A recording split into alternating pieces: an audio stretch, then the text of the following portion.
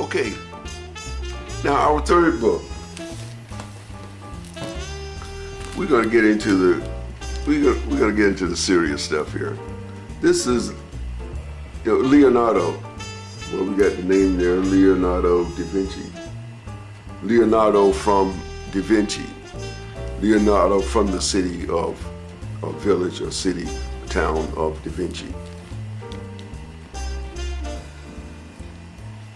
Now this book is basically the art form, and he's showing one of his portraits. But we know Leonardo for the Mona Lisa, as far as art goes. And we can talk a little bit about Leonardo and his art. Now, back in the 1400s, 1300s, 1200s, and on back.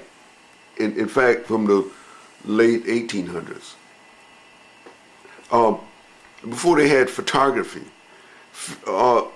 painting and drawing was not just something to do for art. I mean, they did it for art. I need something cute to look at.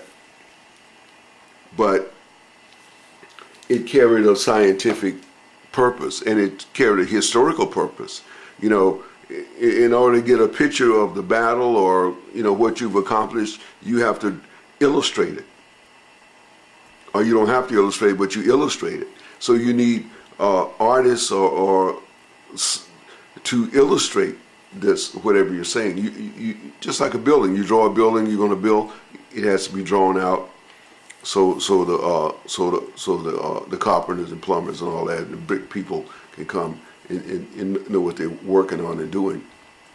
And a lot of times we look at art as being something a bit non-important, but to keep records of things, then you need, in some cases, illustrations of those things.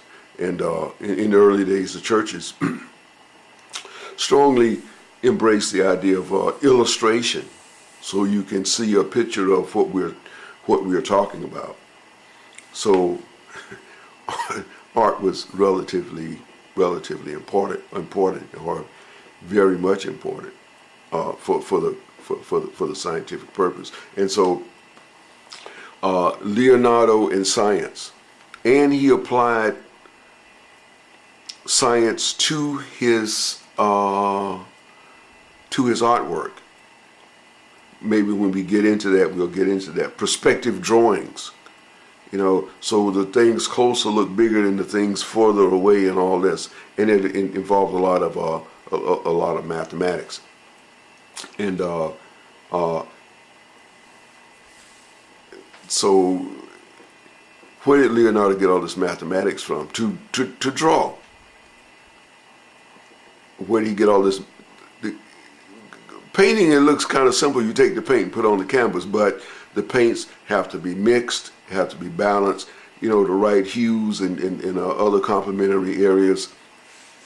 I got light reds, dark reds, pinks, light pinks, and darker reds, lighter, darker pinks and blues, and kind of purples, and all kind of mixtures of varying degrees of paint. This costs for chemistry, and if you're going to be a very, very good painter, then you have to know chemistry in order to work your paints up. Where did Leonardo learn all this stuff from? Well, Leonardo never went to school. Leonardo, they don't show anywhere where he even went to elementary school.